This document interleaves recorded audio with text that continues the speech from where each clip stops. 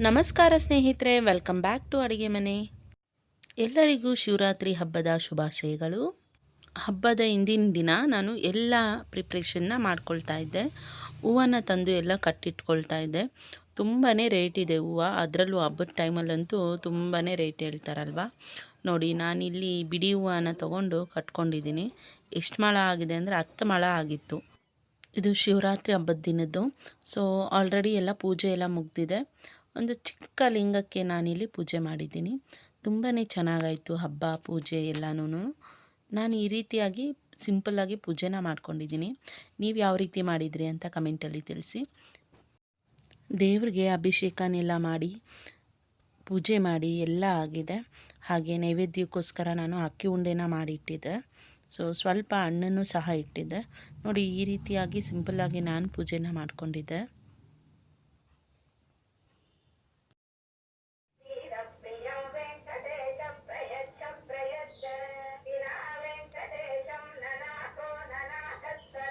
ಈಗ ಹಬ್ಬದಲ್ಲಿ ಅಡುಗೆ ಏನೇನು ಮಾಡಿದೆ ಅಂತ ಹೇಳ್ತೀನಿ. ಅಡುಗೆನೂ ಸಹ ಸಿಂಪಲ್ಲಾಗಿ ಇತ್ತು. ಕೋಸಂಬರಿ, ವಡೆ, ಹಾಗೆ ಆಲೂಗಡ್ಡೆ ಪಲ್ಯ, ರವೆ ಪಾಯಸ, ಹಾಗೆ ಕಾಳು ಸಾರು, ಅನ್ನನ ಮಾಡಿದ್ದೆ ನಾನು. ಆ್ಯಕ್ಚುಲಿ ನಾವು ಹಬ್ಬದ ದಿನ ಈ ಅಡುಗೆನ ಮಾಡೋದಿಲ್ಲ. ಹಬ್ಬ ಆಗಿ ನೆಕ್ಸ್ಟ್ ಡೇ ದೇವರ ನೈವೇದ್ಯಕ್ಕೋಸ್ಕರ ಈ ಅಡುಗೆನ ಮಾಡಿದ್ದೀನಿ. ಅದ್ರ ಜೊತೆಗೆ ಈಗ ಒಂದು ಸಿಂಪಲ್ ಆದ ರೆಸಿಪಿನ ನೋಡ್ಕೊಂಡು ಬರೋಣ.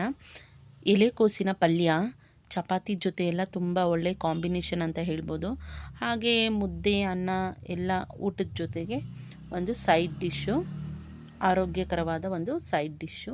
ಸೊ ಇದನ್ನು ಸಿಂಪಲ್ಲಾಗಿ ಈಸಿಯಾಗಿ ಯಾವ ರೀತಿ ಮಾಡ್ಕೊಳ್ಳೋದು ಅಂತ ಇವತ್ತು ನೋಡೋಣ. ಇಲ್ಲಿ ಈರುಳ್ಳಿ ಮತ್ತು ಹಸಿಮೆಣ್ಸಿನ್ಕಾಯಿನ ನಾನು ಕಟ್ ಮಾಡಿ ಇಟ್ಕೊಂಡಿದ್ದೀನಿ. ಹಾಗೆ ಎಲೆಕೋಸನ್ನ ಸಣ್ಣದಾಗಿ ಕಟ್ ಮಾಡಿ ವಾಶ್ ಮಾಡಿ ಇಟ್ಕೊಂಡಿದ್ದೀನಿ. ಇಲ್ಲಿ ಸ್ಟವ್ ಮೇಲೆ ಒಂದು ಬಾಣಲಿನ ಇಟ್ಕೊಂಡು ಸ್ವಲ್ಪ ಎಣ್ಣೆನ ಹಾಕ್ಕೊಂಡಿದ್ದೀನಿ. ಎಣ್ಣೆ ಚೆನ್ನಾಗಿ ಕಾದಿದ ನಂತರ ಸಾಸಿವೆನ ಹಾಕ್ಕೊಂಡಿದ್ದೀನಿ. ಸಾಸಿವೆ ಚೆನ್ನಾಗಿ ಚಿಟಪಟ ಅಂದಿದ ನಂತರ ಉದ್ದಿನಬೇಳೆನ ಹಾಕ್ಕೊಳ್ತಾ ಇದ್ದೀನಿ. ಇದ್ರ ಜೊತೆಲಿ ಬೇಕಾದರೆ ಕಡಲೆಬೇಳೆನ ಸಹ ಹಾಕ್ಬೋದು, ಅದು ನಿಮ್ಮ ಆಪ್ಷನ್ನು. ಸೊ ಈಗ ಕರ್ಬೇವಿನ ಸೊಪ್ಪನ್ನ ಹಾಕ್ತಿದ್ದೀನಿ.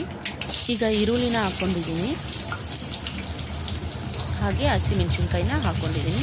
ಸೊ ತುಂಬಾ ಕಮ್ಮಿ ಇಂಗ್ರೀಡಿಯೆಂಟ್ಸ್ನ ಬಳಸ್ಕೊಂಡು ನಾವು ಈ ಪಲ್ಯನ ಮಾಡ್ಕೊಳ್ಬಹುದು. ನೋಡಿ, ಚೆನ್ನಾಗಿ ಈ ರೀತಿಯಾಗಿ ಫ್ರೈ ಆದ ನಂತರ ಕ್ಯಾಬೇಜನ್ನ ಸಣ್ಣದಾಗಿ ಕಟ್ ಮಾಡಿ ತೊಳೆದಿಟ್ಕೊಂಡಿದ್ವಲ್ಲ ಅದನ್ನು ಸೇರಿಸ್ಕೊಳ್ತಾ ಇದ್ದೀನಿ. ಸೇರಿಸ್ಕೊಂಡು ಚೆನ್ನಾಗಿ ಮಿಕ್ಸ್ ಮಾಡಿಕೊಡಿ. ಈಗ ರುಚಿಗೆ ತಕ್ಕಷ್ಟು ಉಪ್ಪು ಹಾಕಿದ್ರೆ ಕ್ಯಾಬೇಜ್ ಪಲ್ಯ ರೆಡಿ ಅಂತ ಹೇಳ್ಬೋದು. ಸೊ ನೋಡಿ, ತುಂಬಾ ಕಮ್ಮಿ ಇಂಗ್ರೀಡಿಯೆಂಟ್ಸ್ನ ಬಳಸ್ಕೊಂಡು ಕ್ವಿಕ್ಕಾಗಿ ರೆಡಿ ಆಗುತ್ತೆ.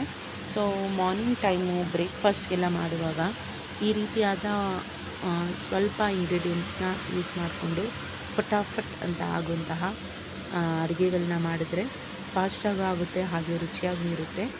ಈ ಕ್ಯಾಬೇಜ್ ಪಲ್ಯನ 2-3 ರೀತಿಯಾಗಿ ಮಾಡ್ಬೋದು, ಆದರೆ ಇದು ತುಂಬ ಸಿಂಪಲ್ಲಾಗಿ ಹಾಗೆ ಕ್ವಿಕ್ಕಾಗಿ ಆಗುವಂತಹ ಒಂದು ರೆಸಿಪಿ. ಇದನ್ನು ಚೆನ್ನಾಗಿ ಮಿಕ್ಸ್ ಮಾಡಿಕೊಡ್ಬೇಕು, ಇಲ್ಲಾಂದರೆ ತಳ ಹಿಡಿದ್ಬಿಡುತ್ತೆ. ಹಾಗಾಗಿ ಮಿಕ್ಸ್ ಮಾಡ್ತಾಯಿರಿ. ನೋಡಿ, ಕ್ಯಾಬೇಜ್ ಪಲ್ಯ ರೆಡಿ ಆಗಿದೆ. ಸೊ ಎಷ್ಟು ಕ್ವಿಕ್ಕಾಗಿ ಆಯ್ತಲ್ಲ. ಕಮ್ಮಿ ಇಂಗ್ರೀಡಿಯೆಂಟ್ಸ್ನ ಬಳಸ್ಕೊಂಡು ಕ್ವಿಕ್ಕಾಗಿ ಮಾಡುವಂತಹ ರೆಸಿಪಿ ಇದು. ಸೊ ನೀವು ಸಹ ಟ್ರೈ ಮಾಡಿ. ರುಚಿ ಹೇಗಿತ್ತು ಅಂತ ಕಮೆಂಟಲ್ಲಿ ತಿಳಿಸೋದನ್ನು ಮರಿಬೇಡಿ. Thank you for watching. Like, share and subscribe my channel. ಧನ್ಯವಾದಗಳು.